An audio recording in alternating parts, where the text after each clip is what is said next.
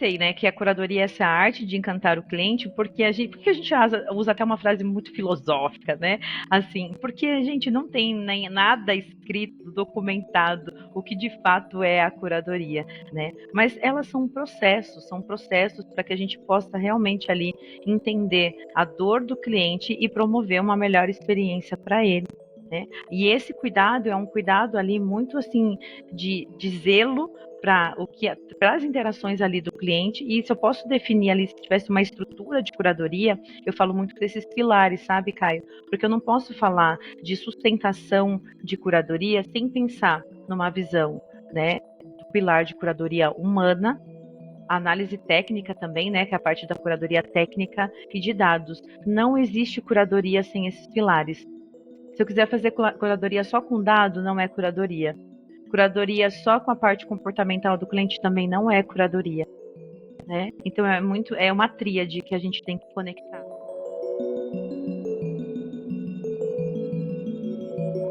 Estamos começando mais um episódio do CXG AI, um podcast dedicado a conversas com profissionais da área de design de experiência conversacional e inteligência artificial. Então, se você já conversou com algum Alexa, um chatbot, um site ou até mesmo um bot no WhatsApp, você provavelmente conversou com algum projeto de alguma pessoa que vai estar aqui nesse podcast. O meu nome é Caio Calado, eu trabalho com design conversacional desde 2016. Eu também ajudo a organizar uma comunidade independente na mesma área chamada Bots Brasil. E eu gosto muito desse mercado e nos últimos anos, eu venho acompanhando o desenvolvimento aqui no Brasil e no mundo. Hoje, vamos ter mais um episódio da nossa primeira temporada dedicada aos elementos do design conversacional. Então, se você trabalha projetando, escrevendo conversas, quer saber como criar arquiteturas de soluções para melhorar a experiência de clientes, ou até mesmo inovar através de experiências conversacionais, seja através de chatbots ou até mesmo voice bots, essa temporada é para você. Nossa conversa hoje vai ser com a Ariane Alves. A Ari é mãe do Matheus e é apaixonada por pessoas e tecnologia, e atua no mercado de tecnologia por mais de 2 décadas. Nos últimos 4 anos, ela vem atuando na área de curadoria, onde conseguiu conectar seu amor pelas áreas de ciências humanas e exatas. Atualmente, ela trabalha no maior banco da América Latina e suas especialidades incluem governanças e processos de curadoria em chatbots com NLP e NLU, e agora LLM, que é da IA generativa, sob a ótica da curadoria humana, técnica e de dados. Além disso, ela atua como mentora e facilitadora de cursos e projetos de chatbots. E adora orientar os alunos a quem a procura para discutir sobre a carreira de curadoria no Brasil. Eu diria que é a professora de curadoria mais querida do Brasil. E se a gente tivesse em Recife, eu diria que era a professora mais querida da linha reta da América Latina. Em Recife tem uma piada da linha reta. Enfim, a área é entusiasta em compartilhar conhecimento e desbravar o universo dos bots. Ari, bem-vinda. Muito obrigado pela disponibilidade. Como é que você chega para a nossa conversa hoje? Obrigada por essa introdução, fico muito feliz por isso. E justamente, né, que se existe esse reconhecimento até das pessoas, é porque eu estou conseguindo plantar essa sementinha, né? Eu sempre falo que quando, independente da nossa carreira, a gente lembra muito ali na nossa época de criança, né, o que a gente gostava de fazer. E eu sempre gostei de ser a professora, de colocar os alunos ali para sentar, e eu sempre achei isso muito legal. Então, poder trabalhar, estar hoje aqui com vocês, ainda não atuando, claro, na carreira acadêmica, mas na área de organização, e trazendo um pouco disso, compartilhando conhecimento e falar sobre o que eu realmente amo, vocês vão entender por quê, que é sobre curadoria. Então, eu fico bem feliz e grata por estar aqui hoje com vocês, Caio. Nossa, eu diria, gente, hoje a conversa vai ser bem legal, porque a Ari realmente ela tem muita paixão porque ela faz. E não é dizendo da boca para fora, tá, gente? No LinkedIn, se vocês verem, tem várias pessoas falando, várias pessoas pedindo mentoria. Então tem muita coisa bacana que eu acho que a gente vai conversar hoje. Vamos Boa, lá? vamos. Então, a gente vai falar um pouco sobre vivência na área, né? Eu comentei que você tinha feito uma transição nos últimos 4 anos, para a área de curadoria. E eu queria saber um pouco mais sobre como é que é a experiência, de projetar esses tipos de conversas, ou, no seu caso, cuidar, das pessoas que cuidam dos clientes. Algumas semanas atrás, eu participei de um evento da Bots Brasil, onde você falou um pouco da sua trajetória, e disse que a migração para a curadoria, para essa área em particular, aconteceu há 4 anos atrás, mais ou menos, lá em 2019, né? Como é que foi realizar essa transição de carreira para você? Foi engraçado porque não foi uma transição planejada, né, Caio? Foi mais ou menos assim, colocaram um desafio no meu colo e eu sempre gostei de desafios, gente. Então, muito ali na área de tecnologia e nessa época eu já, acho que já tinha uns 18 anos na área de tecnologia, eu sou formada em sistemas de informação. Então, sempre que quando vinha algum projeto que tinha que conectar tecnologia e pessoas, eu levantava a mão e falava, eu quero, né? E nessa oportunidade que eu tive não foi diferente. Só que me deu um gelinho na barriga, porque eu também estava passando por algumas questões pessoais, né? Tinha a questão, né, de ser mulher, um pouco mais ali velha para o mercado. Eu achava que eu talvez não teria tanta oportunidade. Eu não tinha tanta essa autoestima, essa segurança que eu tenho hoje, sabe? E eu gosto de compartilhar isso, principalmente com as mulheres que são mães, realmente para não perderem a esperança, que sempre tem essa luz no fim do túnel, quando a gente pensa ali numa transição de carreira. Então, voltando, né, mesmo não fazendo uma estratégia, eu agarrei a oportunidade mesmo não estando pronta. E eu entendi que eu trabalhava com curadoria, sem brincadeira, gente, quase um ano depois atuando ali, né, com um atendimento ao cliente e entendendo que o trabalho que eu estava fazendo era uma arte de cuidar do cliente. Então foi bem bacana e hoje eu posso olhar para o meu processo, para a curva de aprendizagem com muito carinho, mas no começo foi de muita cobrança comigo mesmo, porque eu não tinha nem ideia que oceano que eu ia navegar e como eu ia mergulhar nesse oceano. Você falou que desenvolveu confiança. Como é que foi pra você esse flip assim? Nossa, eu tô mais confiante, consegui, as coisas estão caminhando. Eu acho que vez ou outra ainda bate insegurança, como qualquer pessoa, né? Mas como Uhum. é que você percebeu assim? Nossa, hoje eu já estou mais segura de si. Demorou um Eu tempo pra acredito que você? o aprendizado em si, ele nunca cessa, né? Mas a questão de Sim. confiar, porque você tem que acreditar num propósito, né, Caio? E aí, nessa época, eu fui firmando um propósito de vida. E o propósito de vida, ele vai muito além de uma função, do que uma carreira. Ele vai realmente naquilo que você mira para sua vida, né? Então, o que que eu tinha? Eu tinha que buscar algumas ferramentas. Passei por alguns desafios da maternidade atípica, né? Eu sou mãe de um menino que está no espectro, e nessa época também fez eu expandir a minha mente de oportunidades que eu tinha que ter, talvez, de um segundo trabalho, de aumentar a minha renda, de entender que a minha carreira ela não pararia por aí, porque eu tenho um serzinho que depende de mim, que vai depender de mim, se Deus quiser, ir por um bom tempo, no sentido de eu poder cuidar dele.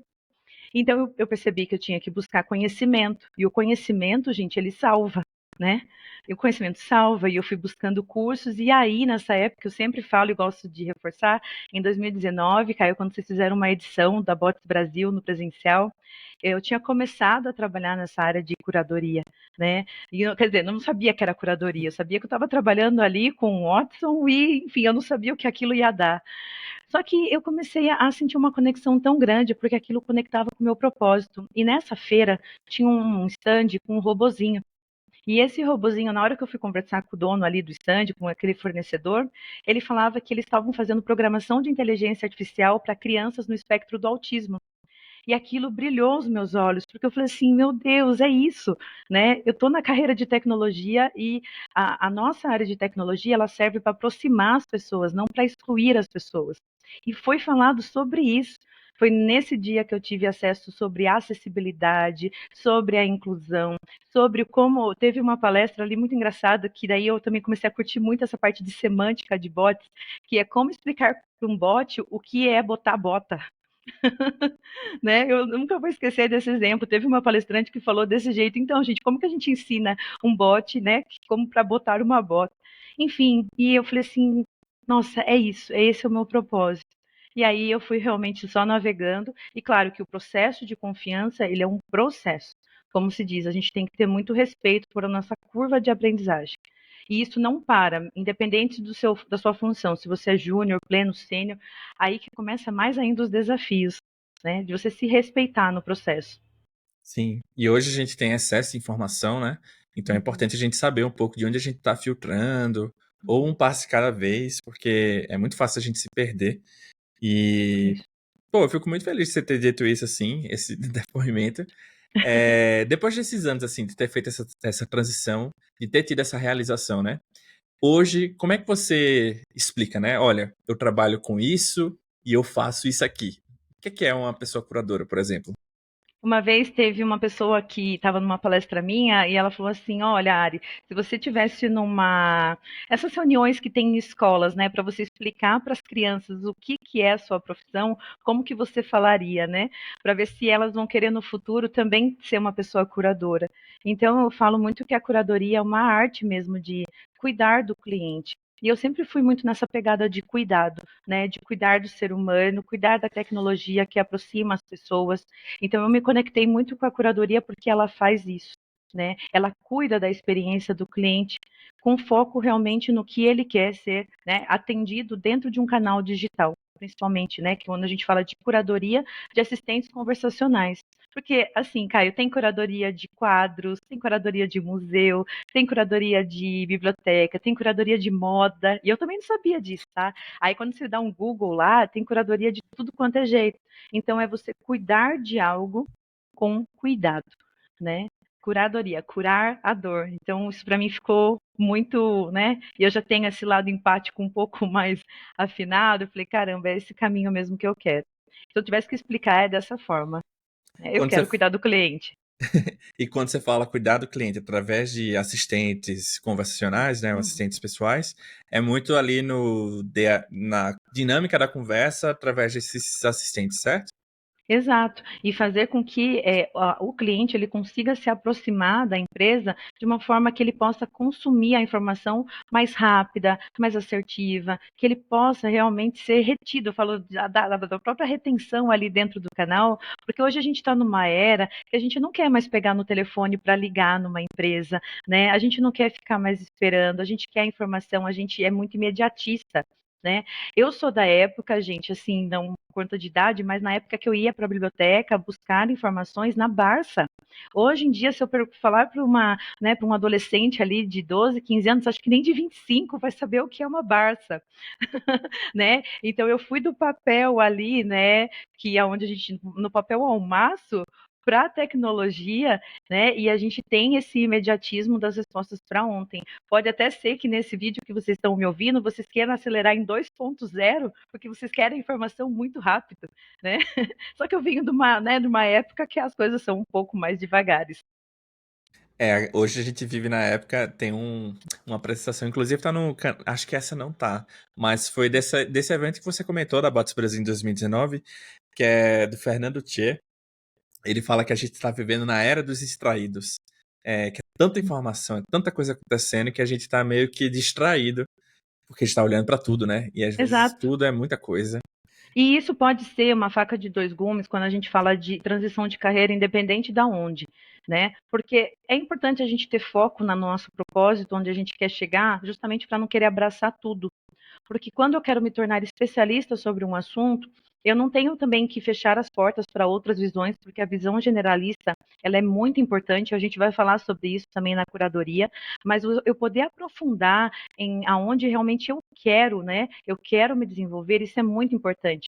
Eu tive a oportunidade de conhecer muitos alunos nesses últimos anos também, nesses últimos 2 anos, alunos que estão em escola de bots, que cada hora queria fazer um curso, né? E o quanto isso também pode ser perigoso, porque a gente daí não está absorvendo nada, né? A gente está absorvendo aquela coisa assim dos segundos, dos minutos, e pode ser que aí quando você for defender algo ali numa reunião, né, numa liderança, você não tenha tanta propriedade no que você está falando, porque você está sendo muito raso. Então tem momentos da nossa vida que a gente tem que mergulhar no profundo, né? Perfeito. Ter vivência, se Uhum, aprofundar, pegar a parte prática exato. e por aí vai. Eu fiquei pensando, teve uma fala que você fez, inclusive foi num evento recente que você teve a oportunidade de compartilhar lá com a comunidade Bots Brasil, que você falou que um dos seus papéis hoje é justamente de ajudar a pessoa curadora, né? Ou ajudar a pessoa que cuida do cliente.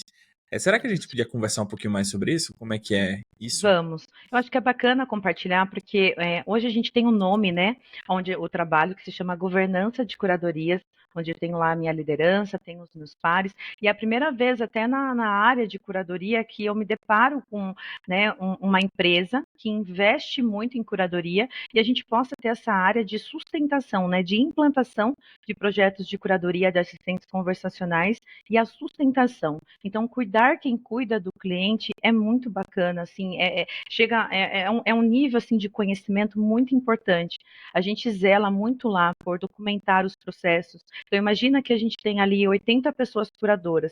Se cada um for fazer do seu jeito, a gente pode perder um pouco do fio da meada, que é realmente ali cuidar do cliente. Então, a gente poder ter os nossos processos padronizados, oferecer um onboard, capacitação, consultorias, mentorias, tudo lá dentro, né, da própria instituição. Isso é muito bacana. Até mesmo porque, dependendo da regra de negócio da empresa, Caio, é muito difícil buscar cursos lá fora. Eu facilito cursos de curadoria, mas eu nunca consegui sair do curso do nível básico, porque quando as pessoas procuram o intermediário para o avançado, elas querem saber muito da empresa que elas trabalham. E aí isso é uma consultoria. Então, trabalhar numa empresa onde nós damos consultoria para as pessoas que trabalham lá dentro, é muito bacana. E a gente começa a ver o apetite da empresa também, né, para todo esse investimento. E eu posso estar falando com o público aonde você é uma equipe e que está tudo bem também, né? Porque assim, talvez o desafio seja muito maior de adquirir novas habilidades, né? Tanto técnicas e ainda mais comportamentais para poder fazer a junção disso tudo. Só que o principal que você vai ter que ter aí é persuasão para conseguir vender a importância do assistente conversacional dentro da sua empresa, porque senão eles vão querer cortar todos os custos e você não vai conseguir avançar muito, né? E vai ficar uma faca ali, talvez um pouco mais avançada.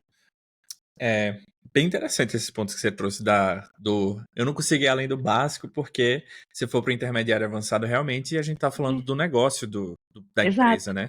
E é interessante as pessoas terem essa visão, porque é muito mais importante, talvez, você aprender os métodos e algumas Uhum. ferramentas que vão permitir fazer essa exploração. Aí, cada caso é um caso, né? A pessoa pode aprofundar ou desenvolver algo mais avançado. Eu fiquei É pensando isso. muito como é o dia a dia de quem trabalha agora como curadora, né? Eu atuo Uhum. como curador, suponhamos. Será que você podia explicar um pouco como é que é o dia a dia, a participação de um projeto? Não precisa falar um seu caso da empresa, pode ser uma situação hipotética. Como é que você vê Uhum. um papel de uma pessoa curadora no mercado, assim como um todo? A gente tem dois grandes desafios, né? Isso eu também já passei em alguns cursos, que é o Alicerce, onde a gente tem a implantação, por exemplo, de uma NLU. Então, para quem não sabe o que é NLU, é Natural Language Understanding, onde a gente entende, né, qual que é ali o entendimento, a compreensão do aprendizado de máquinas. Então, imagina que você pode implantar uma NLU do zero, como você também pode sustentar essa NLU. E aí, muitas pessoas acham que o trabalho de curadoria é quando o chat já está no ar, né? O chatbot já está no ar, e não. A curadoria, ela começa já na classificação da linguagem natural, né? A pessoa curadora, por mais que talvez ela não vista o chapéu de todas as etapas, como de um UX Writer, ou de um CX, ou então de outros papéis que a gente vê ali na organização, ela tem que estar junto, né? Ela tem que entender como o cliente fala lá na central de atendimento. Ela tem que entender como os clientes não conseguem localizar, às vezes, uma informação na página de busca, né? Então eu falo que a curadoria, ela não é no fim, né? Ela é end-to-end, ela é início e ela no meio e não tem fim. É um processo, é um ciclo de melhoria contínua. E esse é o dia a dia da pessoa curadora. Focando mais na sustentação, Caio, a sustentação, ela vai muito ali, o core mesmo, vamos pensar que no coração que pulsa é a análise das interações. É onde realmente eu vou ver, né, oficialmente como o meu cliente está falando, como o meu chatbot está né, respondendo, e aí a gente vai falar de uma camadinha aí do design conversacional, que ela é uma ponta, né? O design conversacional, ela é uma fatia de todo o framework de construção de um assistente conversacional, né? E a pessoa curadora, ela é responsável até por endereçar esses backlogs, aonde vai ter manutenção de arquitetura, aonde vai ter manutenção de desenvolvimento, aonde vai ter manutenção na construção do diálogo, se talvez eu vou ter que refinar uma nova pesquisa ali para entender o comportamento do meu cliente. E quando a pessoa curadora, ela vira essa chavinha na cabeça dela, eu vou falar uma expressão aqui que é engraçada, o mundo está nas mãos dela. O mundo está nas mãos dela. Então, muito para quem quer seguir essa carreira, pessoa curadora é muito além do que analisar mensagens, né? E eu sempre falo que curadoria nunca é por achismo, né? Querer fazer uma curadoria por achismo, esquece que você está na rota errada. Vamos refazer essa rota aí.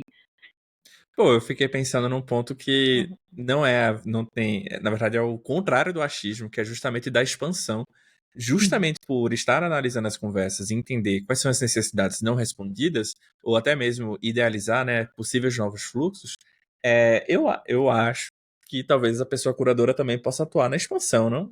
Tipo, contribuir, dar insumos, orientar o time a ver quais são as novas oportunidades, cases e skills a serem desenvolvidas no projeto.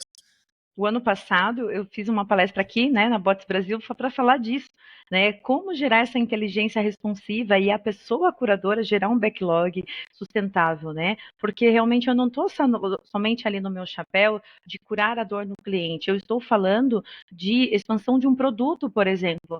A pessoa curadora, ela pode ser aquela pessoa que vai bater ali na porta do PM ou do PO e falar assim, olha, nosso cliente ele não está se encontrando em determinada rota, em determinado fluxo. Será que aqui a gente não podia ter uma API? Cara, ele pode fazer isso. Quem não sabe o que é uma API, né? Acho que é legal contextualizar aqui rapidinho. É quando a gente tem chamadas transacionais dentro do nosso assistente conversacional que a gente consome sistemas internos. Né? Então, imagina ali que a gente trabalha num banco e no banco sempre tem uma segunda via de cartão de crédito, né? Segunda via da fatura do cartão de crédito, vamos pensar assim. Ao invés de eu dar uma rota para o cliente, um passo a passo, por que eu já não entrego a fatura pronta? E isso geralmente quem faz uma API. Né? Eu tenho uma experiência real para contar, né? Que eu trabalhava numa instituição, não é nessa, numa outra, onde nós tínhamos uma resposta de FAQ que o prazo de entrega do cartão era de 7 dias úteis. E a pessoa curadora, ela chegou ali numa análise, muitas vezes é uma análise manual mesmo, tá, gente? A gente tem que analisar, entender. A gente nunca pode tomar a decisão por uma fraseologia do cliente. A gente tem que entender a representatividade daquilo. E a pessoa curadora, ela entendeu a representatividade e a dor do cliente, porque aquela resposta não atendia. Né? Talvez para os números mostrava que a Machine Learning, que é a nossa NLU, ela interpretava o que era o prazo de entrega do cartão. Para o cognitivo, estava show de bola. Então, significa que eu, como pessoa curadora, fiz um trabalho excelente? Não. Não, porque eu não cuidei da dor do cliente. E aí, quando a pessoa curadora, né, bateu lá na porta do PO e falou, olha, será que aqui a gente não tem uma oportunidade, né? Aqui na empresa a gente não tem nenhuma API que possa fazer o rastreio do cartão? E a gente implantou, né, na época ali, né, o rastreio do cartão e a gente teve ali até uma experiência do CSAT um pouco, né, um pouco não, bem melhor. Então isso é um transacional, né? O assistente conversacional, não, a pessoa curadora, ela não pode olhar muito só no seu umbigo de achar que resolvi um problema de machine learning, resolvi um problema ali da curadoria, está resolvido. Não. E aí que entra a visão multidisciplinar, Caio, que ela também tem que desenvolver. Sim, é bem legal porque é um chapéu, né? Que às vezes a pessoa tem a sorte de estar atuando como uma pessoa curadora, mas, por exemplo, vão ter empresas que, sei lá, o cargo dessa pessoa, ela é da área de desenvolvimento, ela é uma desenvolvedora cognitiva. Em outras empresas pode ser um analista de inteligência conversacional. Algumas empresas pode ser a própria pessoa, designer conversacional. Então, assim, são chapéus que a gente pode atuar, mas o intuito, né, o empenho de estar cuidando da dor do cliente, analisando como essa dor está sendo sanada, é muito importante. E como você E você vê, desculpa, pode pode falar, por continuar. favor. E assim, você vê que vai muito além da hard skill, porque nesse Sim. exemplo que eu dei, a hard skill da pessoa curadora estava ok, a machine learning estava funcionando, né? Agora ele teve uma soft skill, né? Então uma habilidade comportamental de dizer não é essa experiência que eu quero oferecer para o meu cliente, porque olha só, o número estava ok, a machine learning estava funcionando, eu estava dando uma resposta. Eu, particularmente falando, eu valorizo muito profissionais que têm esse olhar de expansão, né? De realmente trazer a tecnologia para incluir e não para excluir. Né? Eu, Ela tem que ser o meio, né, que habilita é o e meio. ajuda.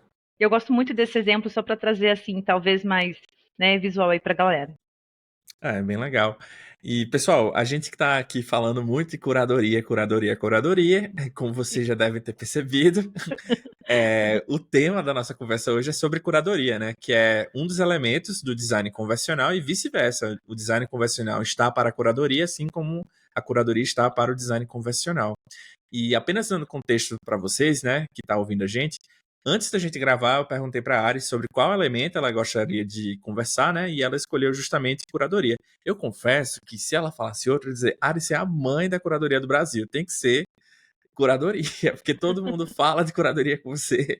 E eu acredito que tem muita coisa legal que dava para ser compartilhado.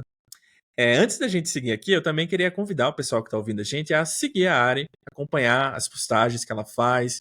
Como eu falei, né, ela dá mentoria, é muito querida pelos alunos e tem muita coisa que ela comenta que é legal, especialmente no LinkedIn, para vocês estarem lá acompanhando. Eu também convido vocês a deixarem o like aqui, seguir o projeto.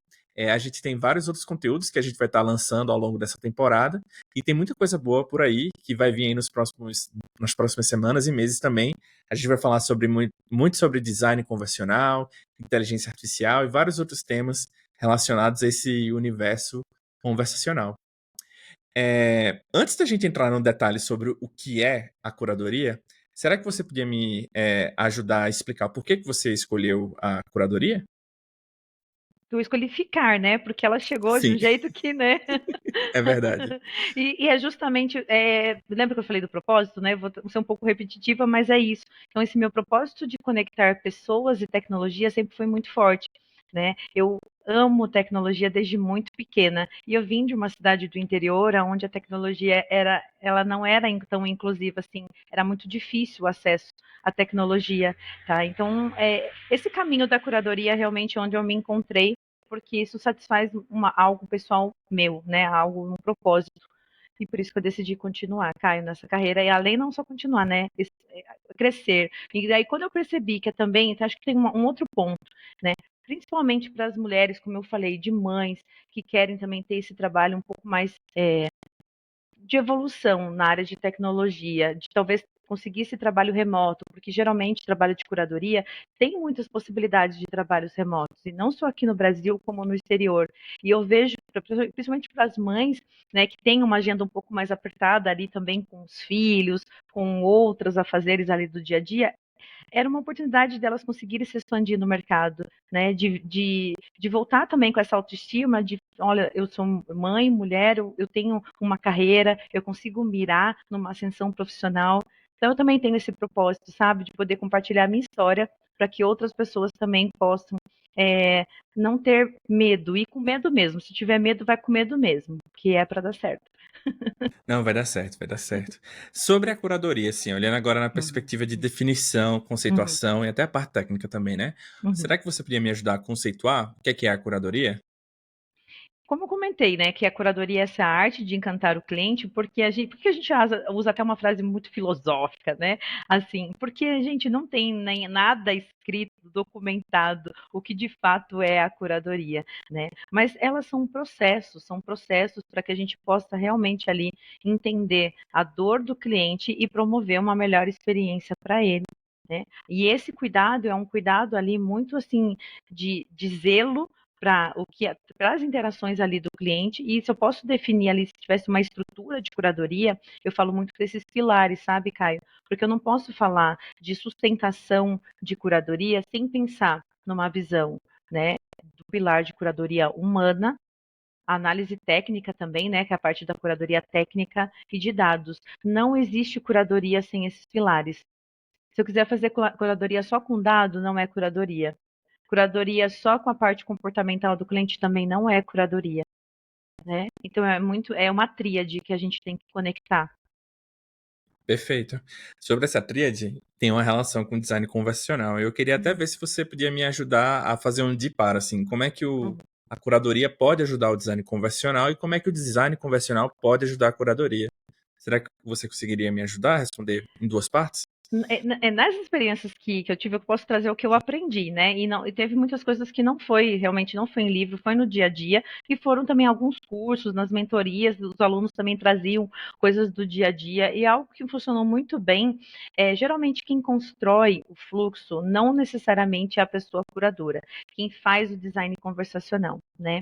E a pessoa curadora, justamente por ela ter essa hard skill, né? Assim, então, esse comportamento técnico, perdão, essa habilidade técnica de entender mais sobre a aprendizagem de máquinas, imagina que o design conversacional ele está simulando ali um diálogo, né? Um diálogo entre cliente e o assistente.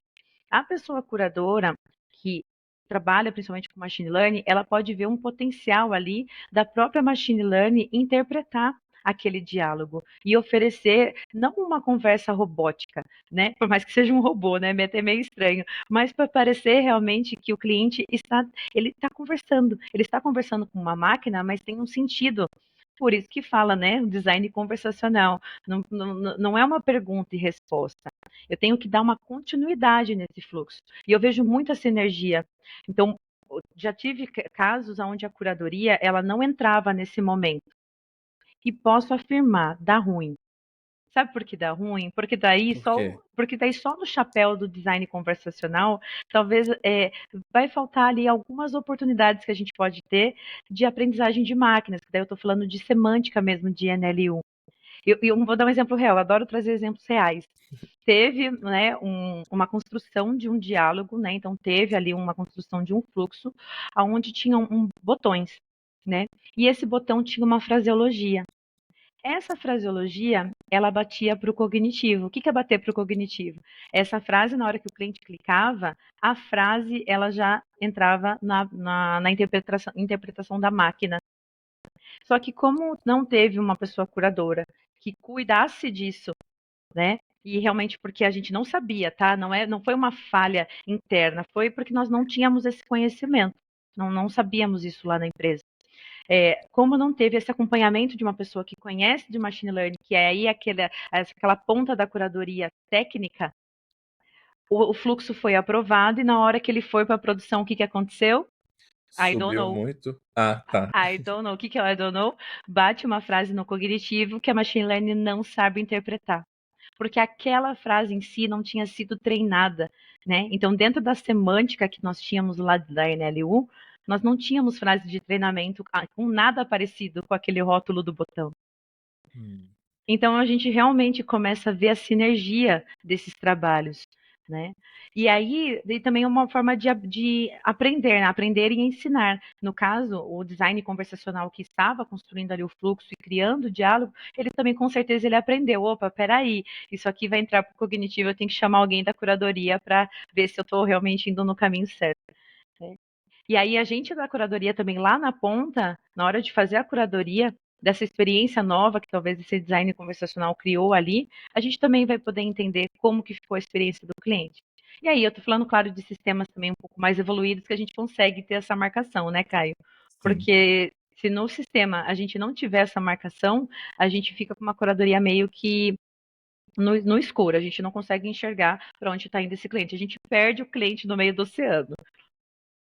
E é muito importante a gente entender, né, como é que chegou até ali, porque às vezes a gente tenta fazer um de para, né, com um match tipo, às vezes é só uma pergunta, a pessoa falou alguma coisa, deu um match ali com a pergunta, o cognitivo responde o que a pessoa falou, Uhum. mas talvez analisar toda a jornada do cliente, até entender como é que ele falou aquela palavra, ajuda bastante a gente a, sei lá, pensar em novas oportunidades para o cognitivo e como expandir o modelo dele.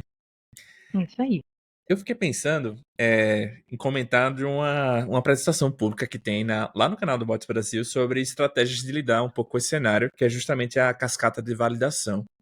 É, é uma técnica para lidar com cenários onde talvez deixar apenas o botão pode subir muitas requisições, né, para o modelo de NLP. E isso no projeto pode encarecer um pouco as coisas. E aí o que é que a galera faz, né? Tem algumas estratégias de tentar validar na própria conversa o que é que a pessoa está falando, ou com algumas engenharias por debaixo do pano. Nesse caso, o nome em específico é cascata de validação. É uma cadeia de validação para saber se o input da pessoa dá match com algum botão, com algum comando, ou algo Perfeito. específico que às vezes a gente nem consegue ver, mas ali por debaixo dos panos, né? No caso, em alguns canais chamam de payload, é, a, o conteúdo recebido pelo motor é diferente do conteúdo visto pelo cliente. Enfim, tem várias técnicas nesse sentido. Eu acho uma área muito massa, assim. Tem várias abordagens e várias experimentações que podem ser feitas. Eu também sou dessa, também concordo e vivo essa experiência, inclusive, no canal ali onde eu atuo, né, de apoiar ali como governança, onde a gente também oferece essa experiência para o cliente. Nem tudo cai direto no motor cognitivo. Muitas vezes a gente tem essas camadas de desambiguar o cliente, não pela NLP, NLU, e sim pela, às vezes, a palavra curta que o cliente disse, se ele for muito genérico. Então, ao invés da gente achar que entendeu o cliente, opa, peraí, vamos clarificar isso, vamos entender o que o cliente realmente quis dizer.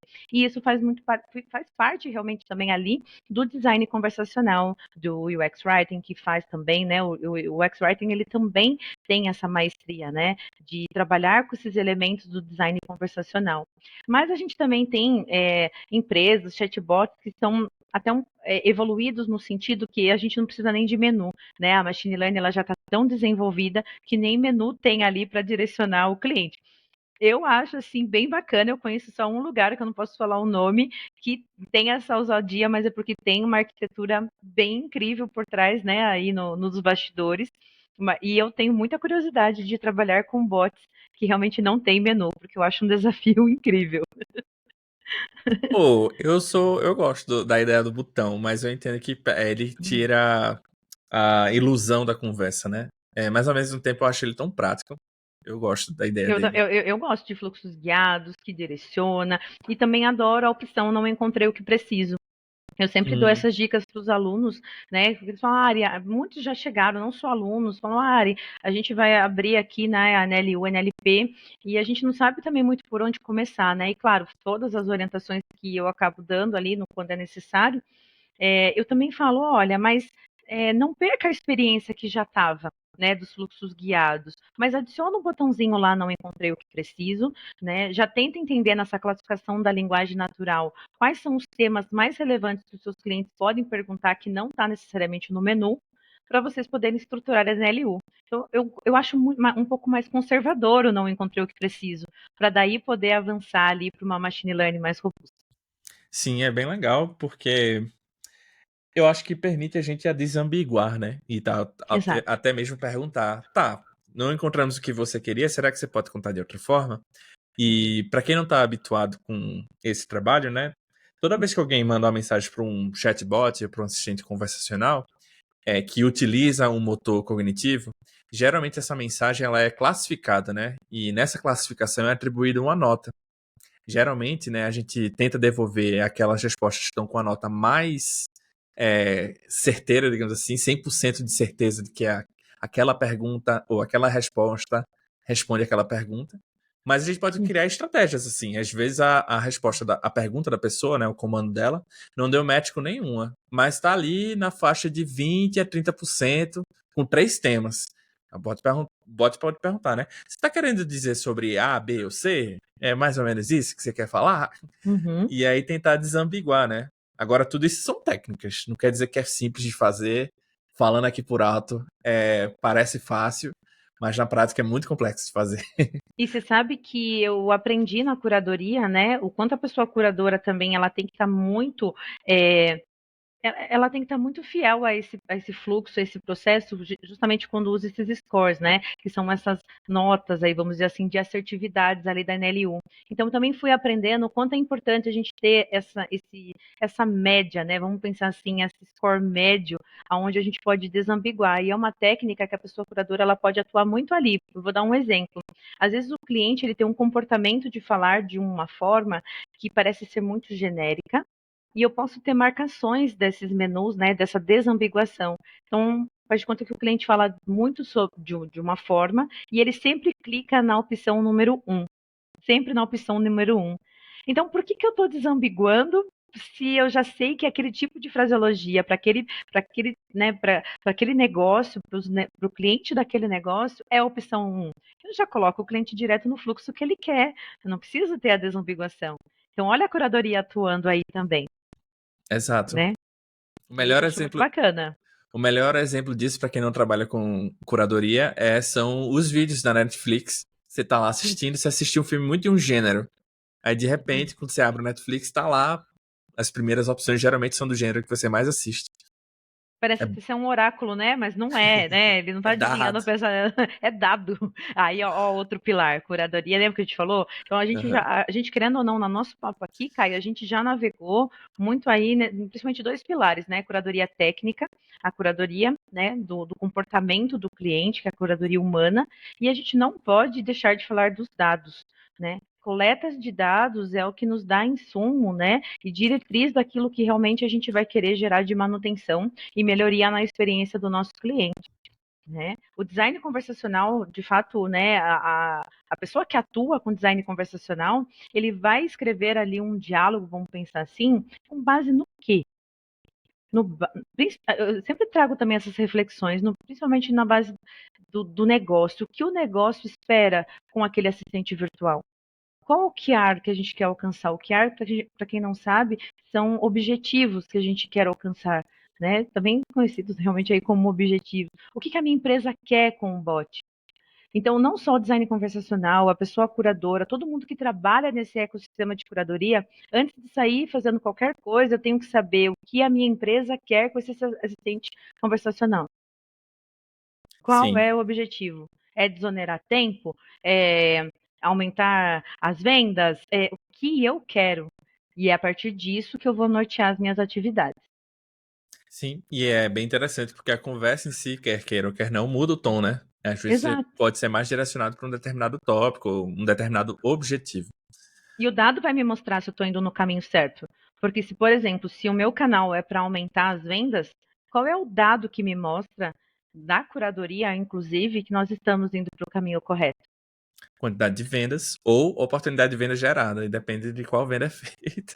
Exato, né? Mas é legal a gente ter esse norte. Então, você que é a pessoa curadora que acabou de entrar na empresa, entenda qual é o objetivo do assistente conversacional que você está trabalhando, para você poder também nortear um backlog, para você entender, né, o que levar de números, o que sugerir, né, de novas experiências ali para o cliente, conforme o objetivo. Porque não adianta eu trabalhar no assistente conversacional que o objetivo, eu vou dar esse exemplo aí de vendas, né, de aumentar as vendas, e eu estou pensando num design conversacional ou numa curadoria, por exemplo, transacional, né, para talvez só levar ali um boleto na mão do cliente, uma segunda via de cartão. Às vezes não é isso, não é o foco da empresa. Sim. É importante vestir essa. Vou dizer vestir a camisa, mas eu acho meio, sei lá, clichê. É entender mais essa perspectiva do negócio. Eu confesso que eu demorei muito, assim, pra entender mais esse lance de. Velho, tô querendo aqui fazer a coisa muito bonita, muito legal, mas. Mas é isso que a empresa quer? É. Né? Porque às vezes pode ser um pouco frustrante, né? Porque a gente também quer ser ali proativo, a gente quer mostrar o nosso trabalho, mas se não é isso que a empresa quer, se você não está caminhando com a estratégia, missão, visão, valores da empresa, desculpa, gente, nada disso funciona. Sim. É bem difícil, mas é isso, olhar para as métricas e tentar trabalhar nessa direção. Eu Uhum. fiquei pensando aqui, a gente já deu várias dicas de talvez atuação em projetos, algumas abordagens e formas de desambiguar ou atuar com curadoria. Uhum. Agora, para quem está querendo trabalhar como curador, né, ou pessoa curadora, como é que as pessoas podem se desenvolver e aprender mais sobre curadoria? Será que você tem alguma dica, curso, recomendação? Eu vou Qual- começar pelas habilidades comportamentais, que eu acredito que essa faz muita diferença. Pessoas que têm um perfil analítico, que gostam realmente de se aprofundar ali na experiência do cliente, né? Pessoas que também, são pessoas que então pode ser diferencial aí no mercado de trabalho, né? Que tenham uma boa comunicação no sentido de conseguir vender, né, essa experiência ali para o hub, para a squad, para o seu time. Então a comunicação é um outro ponto que ajuda muito. É, a propriedade técnica ela é importante, mas você poder se incomodar com a experiência do cliente, eu sempre falo que pessoas curadoras que têm o perfil CSI, ou seja, de investigador, e que se incomoda de verdade com a dor do cliente, são esses que se sobressaem no mercado de trabalho. Tá? Eu acho que esses são o que eu mais, né, vejo aqui, né, de principal. Você quer fazer algum comentário disso aí? Você acha isso também? Ou traria mais algum que talvez eu não comentei do comportamental? Não, eu acho que Hum. é isso. Talvez o CSI ajuda bastante. Eu acho que uma coisa que você tem muito, mas não comentou, é a questão da empatia, mas aqui é mais a questão da equidade, talvez, de não apenas sentir um pouco o que o cliente está sentindo, mas também se colocar no lugar dele, né? Tipo, às vezes a pessoa está ali um pouco nervosa, está precisando daquela informação.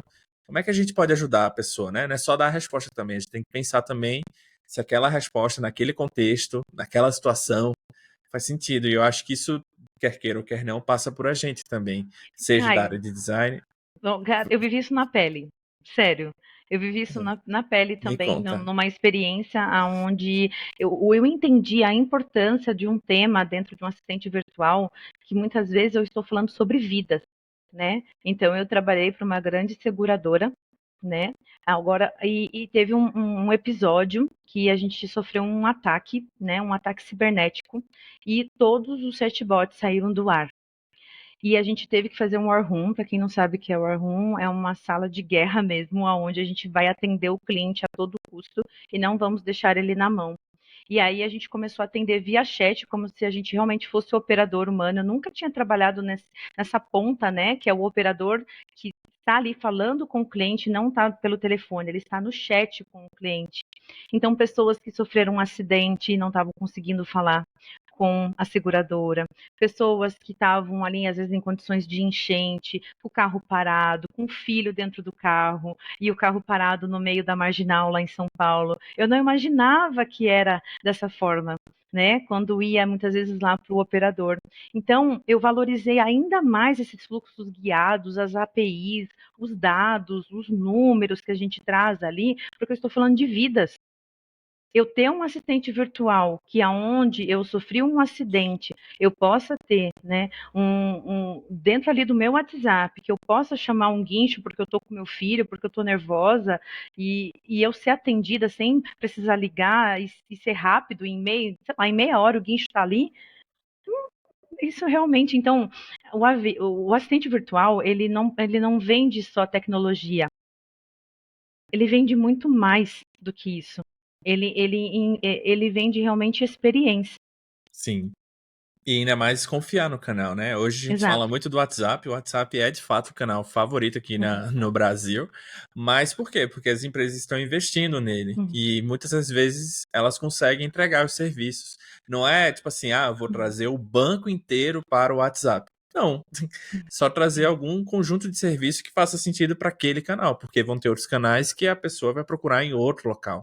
Vai ter um momento que a Exato. pessoa vai procurar uma agência para conversar, para trocar ideia, ou um gerente de um banco, um analista, enfim. Vão ter momentos e momentos. Você ia Sim. complementar? Não, eu ia falar que essa experiência que para mim fez muito sentido, o do porquê que tem que existir, né? Também aí esse trabalho de curadoria, porque a experiência não é só a experiência, né? Às vezes ali de aumentar o meu cheque especial, né? Ou aumentar o limite do meu cartão. Não, tem assistentes virtuais que salvam vidas. Isso é Sim. muito sério. Eu vou só fazer um relato pessoal. Teve uma vez que eu trabalhei atendendo um cliente, eu trabalho numa empresa que presta consultoria. Naquela época eu estava prestando uma consultoria, no caso, e a gente foi atender uma seguradora de vida. E aí, logo no início do projeto, vê que coisa interessante. Logo no início do projeto, o gerente da área falou assim: Caio, faça chuva, faça sol. Mas uma coisa que esse chatbot não pode fazer é agradecer o contato. Aí isso me colocou no contra-cheque, assim, tipo, o quê? Foi uma coisa que tipo, eu pensei que ele ia falar de várias outras coisas. De repente, a coisa mais importante pra eles era isso. Não pode agradecer o contato. Aí eu disse, pai, me explica um pouco por que não pode agradecer o contato. Ele, se coloca no lugar da pessoa. Seguro de vida, perder um parente. Você vai agradecer o contato? Não faz sentido algum. Faz todo sentido isso. E aí é muito essa questão, né? Hum. O CSI é legal de você investigar, entender, etc. Mas você também tem que se desenvolver a sua habilidade, se colocar no lugar da outra pessoa. Que aí a gente fala muito de empatia, mas aqui eu estou falando de equidade, né? Poxa, até me fugiu a palavra que eu tava na ponta da língua. Sororidade? Não, aquela que eu já estou inventando também, né? Alteridade. Nossa, Eu alteridade. sabia que era uma Nossa, coisa com AD. nossa, tava na ponta da língua e fugiu. Alteridade, que eu falei Alteridade. isso. É a capacidade de não apenas se colocar no lugar da outra pessoa, mas também entender o contexto dela, o que é que levou ela a sentir aquilo.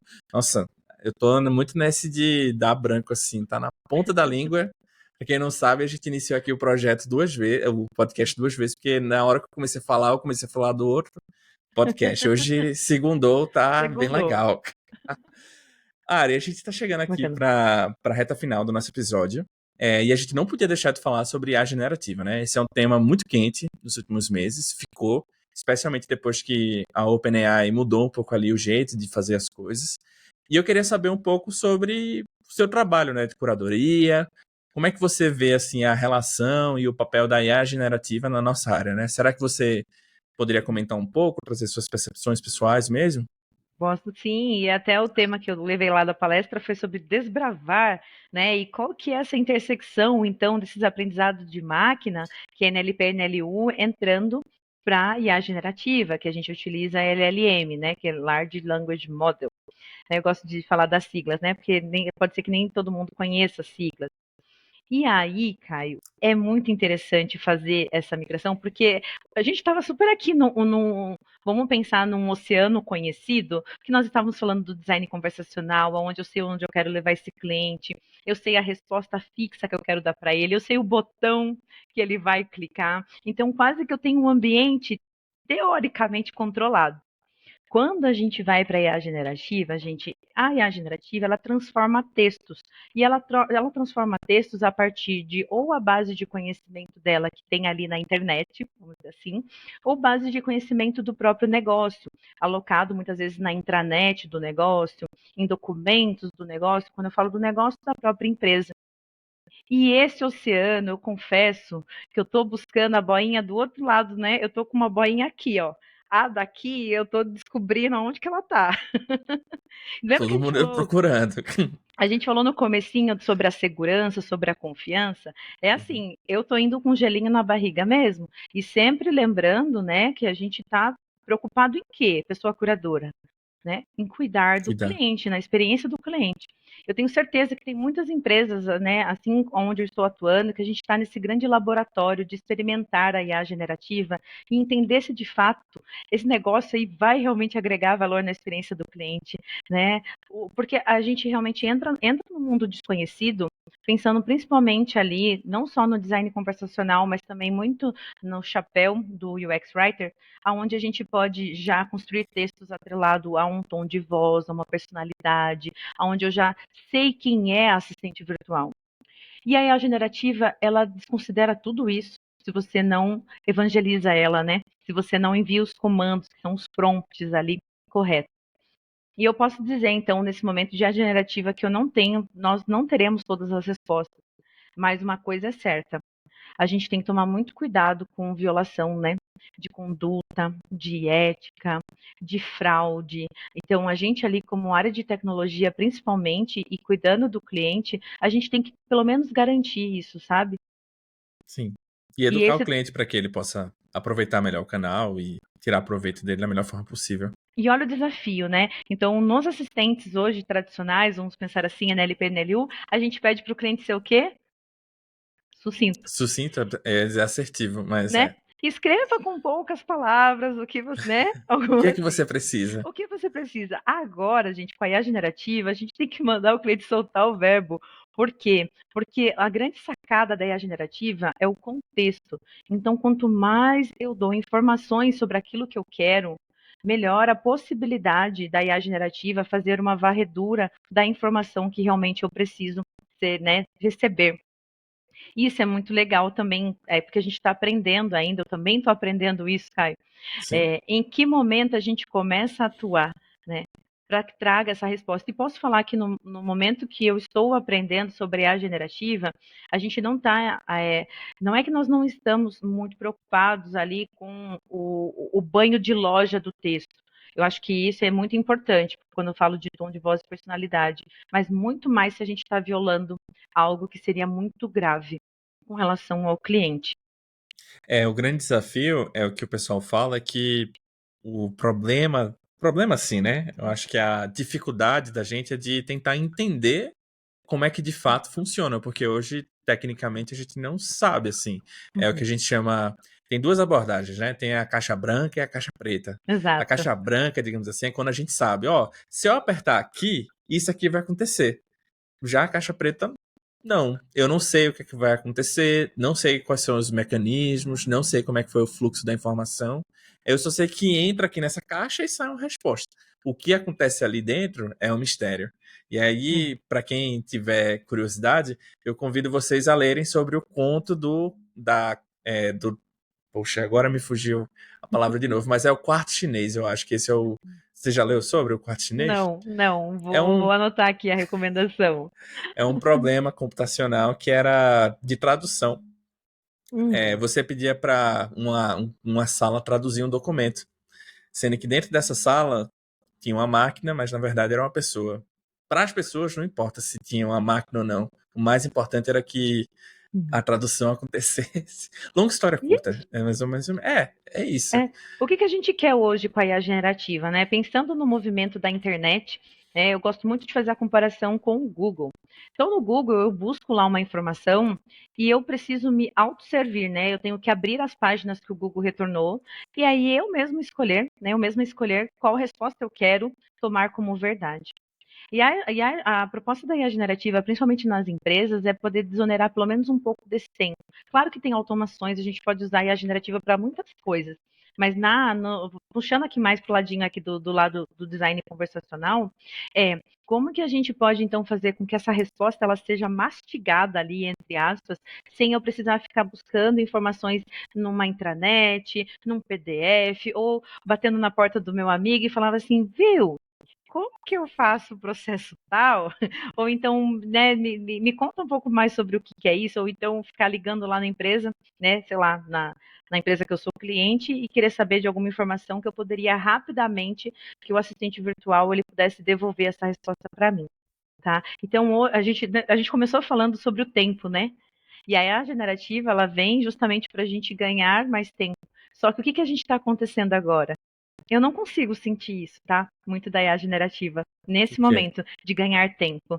Porque a gente está tão embrionário ainda aqui no Brasil, para a gente entender como que a gente lê essa caixa branca, essa caixa preta, que eu ainda não seguro em dizer que a gente está avançando com relação à otimização das respostas por Hum, textos gerados. Mas isso entendi. é uma coisa, tipo, bem área, sabe? Do que eu estou vivendo mesmo. A não ser que é que depende muito do negócio. Eu vivo um Contexto negócio que é também, né? uma instituição financeira, né? Então a gente tem que ter realmente muito cuidado ali com a experiência que a gente vai proporcionar para o cliente. Pode Sim. ser que, sei lá, numa empresa, né, que é onde eu vendo um pet shop, um pet shop que eu vou colocar IA generativa, que tem coisas ali comuns que não vai oferecer risco ao cliente, pode ser que a IA generativa ela seja realmente muito mais rápida e ajude lá no dia a dia. Mas vai ter negócios, vai ter instituições Que não que, pode errar. que não dá, né? Não, realmente não dá. A parte bacana disso tudo é que é muito gostoso viver esse laboratório, sabe, Caio? É muito legal você olhar o ESIS, né, de como é um assistente conversacional nas etapas ali que a gente já falou muito agora, né, aqui na nossa conversa, de comportamento, interação, arquitetura, curadoria, e poder transformar isso com a chegada da IA generativa. E Sim, nessa transformação a gente começa a ver novos papéis e responsabilidades, sim. como, por exemplo, a ingestão do dado. Né? Eu não posso simplesmente querer que a minha organização tenha IA generativa consumindo coisas da internet, porque o risco, né, de informações erradas é altíssimo. Eu De quero dado usar a informação, tóxico. não tem como, né? Eu quero usar o meu dado. E aí entra essa parte do design conversacional, que a gente vai falar também sobre isso, de como escrever. Como escrever esse conteúdo? Eu vou utilizar o tom de voz e personalidade, eu vou escrever em tópicos, como que o GPT lê? E aí existe uma pecinha, que eu já tinha falado isso na palestra, e todo mundo que está entrando nessa área, eu super recomendo ler. Não tem artigos no Brasil, gente, eu estou com muita dificuldade de achar artigos no Brasil sobre esse tema.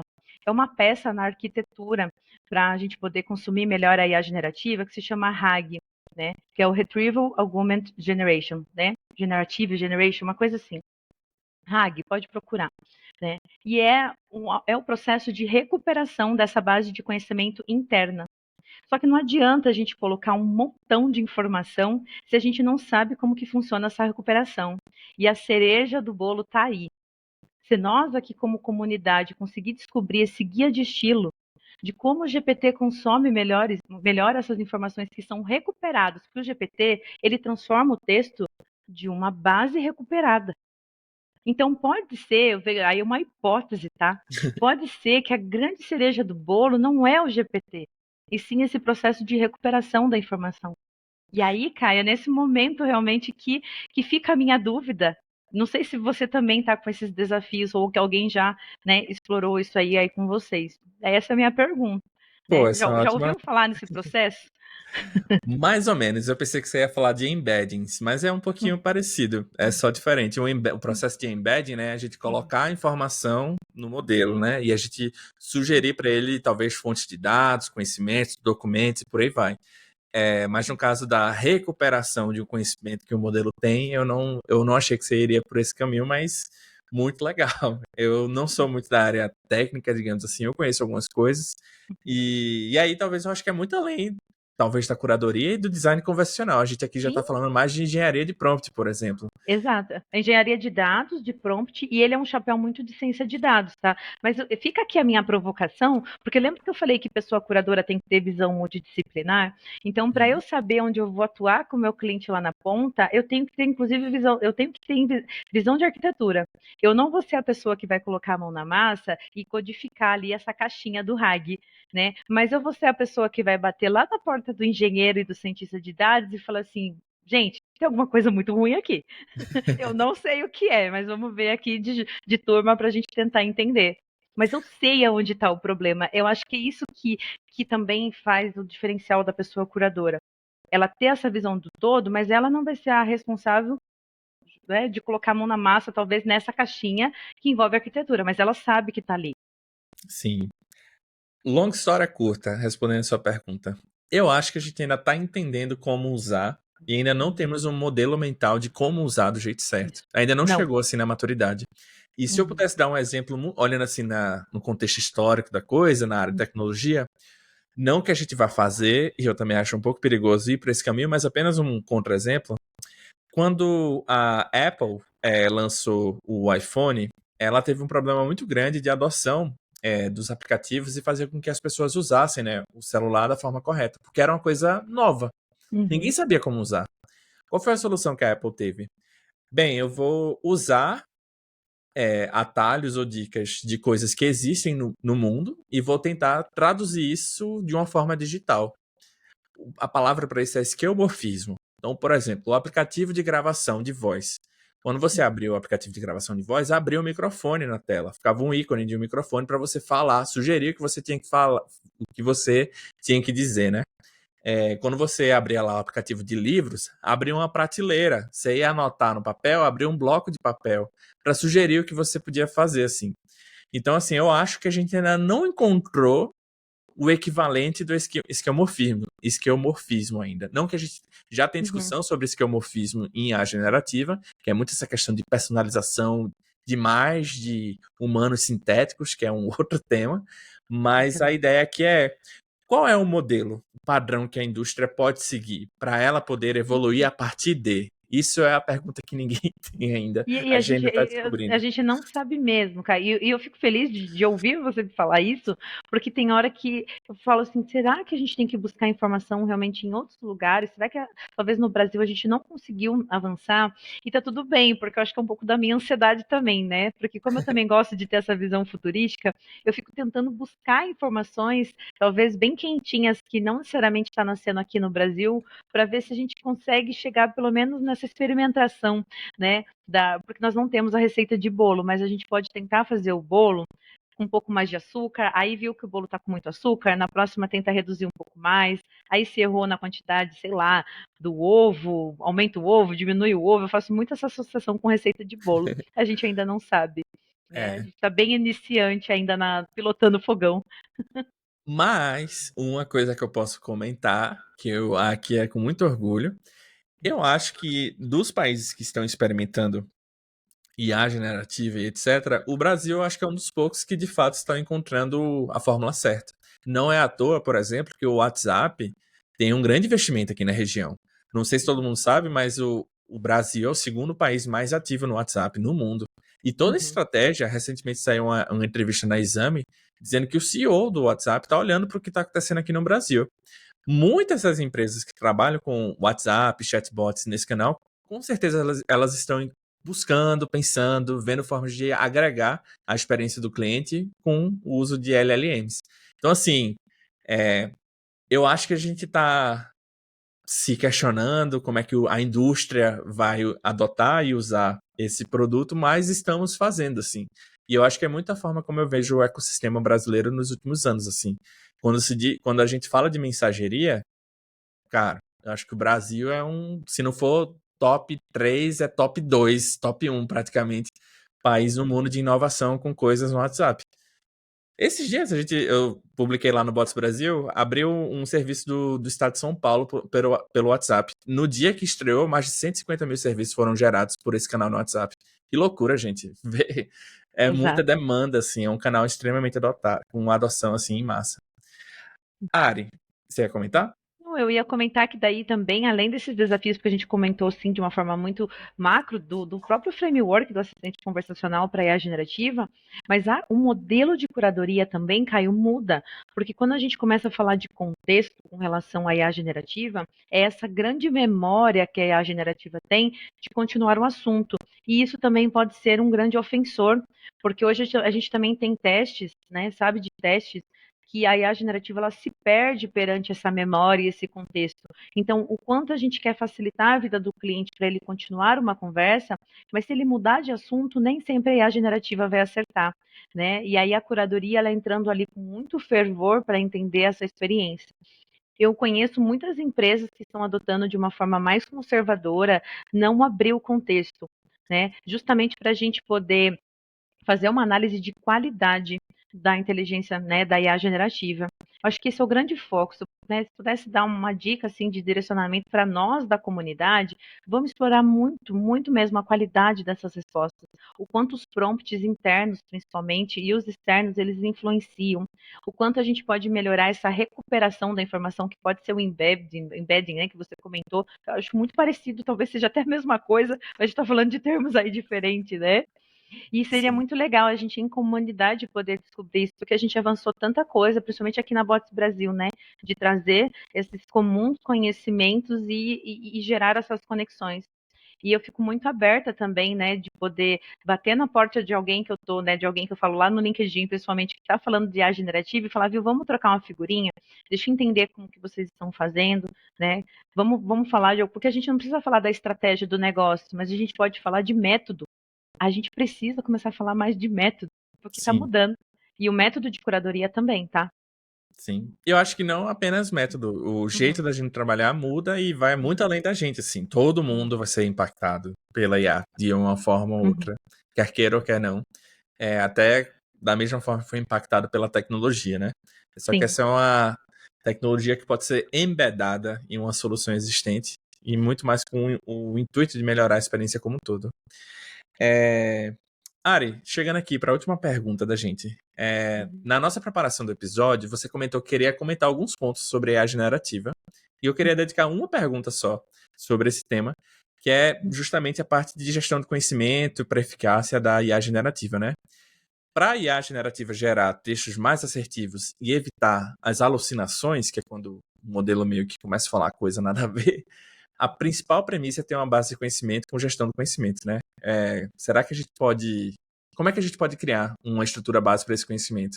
É o Eu acho RAG? que, eu acho que é uma premissa, inclusive, né? Nessa corrida para implantar a IA generativa a todo custo, eu acho que a empresa ela tem que se perguntar: eu tenho conhecimento estruturado? Porque tem coisa, gente, que nem tudo o GPT vai resolver. Sim. Né? Então, acho que essa é a premissa realmente ali. Se eu tenho uma base de conhecimento, se eu tenho uma gestão do conhecimento, eu tenho pessoas que cuidam da minha informação, eu acredito que já é um pedacinho ali da ponte para a gente começar a falar de IA generativa. Vamos pensar que a gente está construindo os bloquinhos dessa ponte, né? Então, esse é o primeiro bloquinho da ponte. Um segundo bloquinho que eu colocaria ali é o que, que eu vou ter ali de bloqueios, de proteção, né, para a minha generativa não alucinar, não responder coisas que vão violar a conduta, a ética ali do meu negócio. Né? E uma terceira camada ali dessa ponte que a gente está construindo é também entender o apetite da empresa em investir tudo isso, né, Caio? Porque quando eu Sim. falo em gestão de conhecimento, arquiteturas de base, arquiteturas de pessoas também e plataforma. Não vamos querer fazer curadoria sem ferramenta, gente. Dá para fazer no Excel? A nível de experimento, beleza. Mas para vocês poderem escalar, principalmente com o GPT, tem que ter ferramenta, tem que ter investimento, tá? Tem Então, que acho ter que método. tem que ter método, porque senão a gente não sabe para onde a gente vai chegar. E essa coisa da gestão do conhecimento, a gente está aprendendo muito. Eu vou trazer um parênteses, que em 2012 eu tirei uma certificação de KCS, que se chama Knowledge Centered Support, que é o suporte centrado no conhecimento. E nessa época a gente tinha um desafio, porque eu trabalhava numa central de atendimento, que a gente atendia ali, a gente atendia 12, vamos pensar assim, 12 tickets, né, 12 chamados por analista de suporte. E a gente entendeu que um método de centralização do conhecimento, a gente poderia diminuir a quantidade desses chamados por analista, porque o cliente poderia consumir o conhecimento sem precisar abrir um chamado ou ligar para o suporte. Até mesmo porque a gente tinha a contagem ali de quanto aquele ticket custava. Né? Era X reais a hora de um analista júnior, X reais a hora de um pleno, de um sênior. Então, isso tudo era investimento ali para a empresa. Então, ó, eu tô falando de 2012, Caio. Eu nem imaginava IA generativa, muito menos né, enfim, o que a gente está falando aqui de curadoria. E participar desse projeto foi muito bacana, porque eu entendi que o conhecimento, ele não pode ficar cada um numa caixinha. O conhecimento da organização, ele tem que ser centralizado. E também não é uma única pessoa que tem que escrever. A gente tem que criar métodos de adquirir esse conhecimento, eu como analista, e já transcrever isso para uma base. Então, a cultura de não ficar batendo na porta do amiguinho e ficar perguntando, ela tem que acontecer. Porque eu tenho que Sim. ter uma base para poder buscar informação. Isso em 2012. Agora vamos vir para 2023, onde a gente tem uma tecnologia que promete essa busca avançada do conhecimento. Só que não é uma busca do Google, né? Não é igual a gente falava daquelas buscas orgânicas do Google. Não, não é isso. É construção de texto a partir de uma base. Só que se eu não tenho gestão do conhecimento, como que eu vou falar de recuperação? Eu vou Nem querer ciência da recuperar o quê? informação, né? É. Eu vou querer recuperar o quê? Se o meu artigo ele tem a imagem, se meu artigo, porque, gente, e a generativa, no caso de assistentes conversacionais, principalmente, não lê imagem. Pode até ter, né? E a generativa que lê imagem, mas na maioria dos casos, dependendo da sua arquitetura, não vai ler. Né? Agora, imagina transformar, né, tabela, PDF, Excel, e já querer já enfiar a generativa. Eu falo, gente, a generativa não vai fazer milagre se a gente não tiver uma base de conhecimento bem estruturado e pessoas que alimentem, porque uma base de conhecimento sem atualização, sem ciclo de vida contínuo, é um lodo. É um lodo de informação. Eu fiquei pensando aqui se a gente ia comentar sobre ciência da informação, porque aí eu tô falando com pessoas da área de biblioteconomia, bibliotecário, bibliotecária, pessoas que lidam, né, com essa parte da arquitetura da informação, como salvar informações, enfim, tem várias abordagens que a IA generativa pode se beneficiar. Grafos de conhecimento, enfim. Não é apenas ter a base de conhecimento, né, mas ter a estrutura, um padrão, uma forma de salvar essas informações para serem reaproveitadas e também melhor utilizadas pelos modelos de IA generativa. Inclusive, tipo a Microsoft, por exemplo, está indo muito na ideia de colocar tudo lá dentro do 365, ajudar a galera a encontrar informações. Tem arquiteturas novas surgindo. Acho que a gente está num futuro mar aberto. Estamos aprendendo ainda, reaprendendo, né? Como é que as coisas Reaprendendo. vão acontecer. Porque muita coisa a gente já sabe, mas agora é um novo modelo mental, que nem a gente sabe ainda direito o que é que vai ser. É um período Exato. bem, bem massa de estar aprendendo. Eu confesso que, assim, a nível profissional também, e do que eu gosto desses friozinhos na barriga com relação às novas tecnologias, aprender coisas novas, é algo que me motiva muito, tá, Caio? Então, ter essa coisa assim, será que a gente está realmente proporcionando uma experiência legal para o cliente? Essas hipóteses, né, que a gente cria. Ela é bem promissor, é bem bacana mesmo. Como eu comentei, eu estou procurando a outra parte da boia, mas eu estou indo com medo mesmo, né? Às vezes ali, tá, qual que é o objetivo da empresa, né? Você sabendo qual é o objetivo da empresa, você querer navegar junto, né, para não falar vestir a camisa, querer navegar junto ali nesse oceano, com certeza vai dar frutos bons. E sempre pensando também na sua carreira, porque você é o dono da sua carreira. Então, por Sim, exemplo, para mim faz muito sentido aonde eu estou, porque liga ao meu propósito. Só que se a empresa que você está não tem esse apetite, né? Não te dá autonomia para você fazer o seu trabalho. Também não quer investir nas coisas que você traz ali como estudo, como amostra, que aquilo está sendo um ofensor para o seu cliente. Vale de você refletir se essa empresa realmente é ideal para você continuar ou não, né? A gente é muito além do que um CNPJ. A gente vem primeiro com esse CPF, um ser humano, né, que tem valores, que tem propósito, e eu sempre falo isso para os meus alunos também, em questão de carreira, de mentoria de carreira. Perfeito. Ari, foi incrível, assim. Adorei esses pontos que você trouxe. Eu acho que agregou bastante a nossa discussão aqui. E para quem está ouvindo também, eu tenho certeza, eu aprendi muita coisa nessa conversa. Inclusive, a gente discutiu sobre coisas meio que no improviso aqui também. Então, foi bem massa Bem também. legal, foi uma troca que eu curti também, muito bom. Foi muito bom. Eu espero, né, que esses insights, essas trocas, possam servir de alguma forma para quem está ouvindo a gente.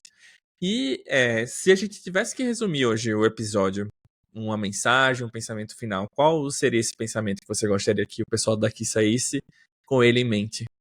Para a gente não esperar estar pronto.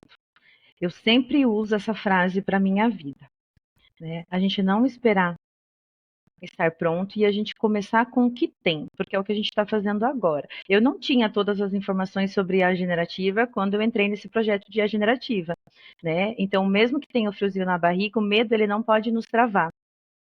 O medo ele tem que realmente falar assim, o que eu quero desbloquear com essa insegurança, com esse medo, para onde eu quero chegar, né? E nem sempre a gente vai estar pronto. Porém, se a gente começar e surgir a oportunidade, pode ser que você já esteja pronto. Agora, se você deixa passar, quando surgir a oportunidade, você fala, mas eu podia ter estudado isso aqui antes, né? Poderia ter visto. Acho que Sim. esse é o principal recado muito do papo que a gente teve hoje. Eu também vivi, né? Estou vivendo isso ainda. Dizem que a sorte, né, quando a oportunidade encontra o conhecimento. É E isso. aí é o conhecimento aplicado. Mas também tem a questão de estar em prontidão, né? Estar atento, acompanhando, investindo, aprendendo e por aí vai. Exato. Se alguém quisesse acompanhar, entrar em contato com você, qual seria a melhor forma ou o melhor local, né, para te procurar? O LinkedIn, né? Então pode LinkedIn? compartilhar meu LinkedIn aqui com o pessoal. Não sei se no vídeo aí depois dá para colocar, né? Talvez ali no YouTube. E gostaria até de gerar mais conteúdos, mas lembra que eu também falei que a gente não dá para abraçar tudo, né? Porque senão Sim. vai acabar deixando a desejar em alguma coisa. Então, nesse momento da minha vida, eu não consigo me dedicar em construção de conteúdo, mas sempre que eu posso compartilhar um artigo, contar um pouco mais do meu dia a dia, eu acabo postando lá, né? E sempre estudando muito, gente. O LinkedIn, para mim, ele é uma fonte de informações inesgotável, principalmente agora nessa parte de IA generativa, né? Além dela criar conexões, ferramentas de estudo, tá? E eu não estou pagando o curso nesse momento, porque nem tem tanto aqui no Brasil sobre isso, mas o que a gente tem de artigo, de pessoas, né, de pesquisadores falando sobre o assunto, até a Bots Brasil, né, vocês aqui que geram muito conteúdo, isso é muito rico. Isso é não esperar estar pronto. Isso é trabalhando com o que tem. Poxa, agora você me pegou de surpresa, mas eu não vou lembrar. Eu posso até lembrar depois do episódio. Teve um filme que eu vi no final do ano passado, que conta a história de professores. E, longa história curta, era um professor que não queria ser mais professor, até que ele foi designado a tomar conta de uma escolinha no meio do nada, lá na Mongólia. E aí, o ensinamento do filme é muito que os professores tocam o futuro, né? Toda a tribo, a aldeia que recebeu o professor, estava muito contente de estar com ele lá, dizendo que ele estava ajudando os filhos das pessoas a verem o futuro, né? Por que eu tô dizendo isso? Pô, Ari, você ajudou o futuro de muita gente. Não se cobre. E tenho certeza que as pessoas que adoram, comentam lá nas suas postagens, elas são muito gratas por tudo que você fez. Então, dar o futuro para alguém, ou dar essa visão de futuro, nossa, é um efeito borboleta gigante na vida de alguém, assim. Então, é um conteúdo diferente. É um Eu ser fico, eu, fico, humaninho. eu fico muito feliz, né? O pessoal quando procura e fala, ai, Ari, como agradecer? E assim, de coração falando, eu falo assim, coloca eu na sua oração, no final da noite aí, se você lembrar, né? Quer fazer um agradecimento? Coloca eu, né? Ore pela minha vida, né? que isso já tá de bom tamanho e eu fico muito feliz. É a gratidão, né? As pessoas que me conhecem, né, mais pessoalmente falam que às vezes eu acabo falando muito gratidão, gratiluz, mas não é. A gratidão realmente ela tem esse movimento também do efeito borboleta na nossa vida. A gente tem que ser grato às pessoas que a Sim. gente cruza, né? Que a gente cruza os caminhos e que se a gente puder sempre, o que é a humanidade, né? Por que nós estamos vivos nesse planeta?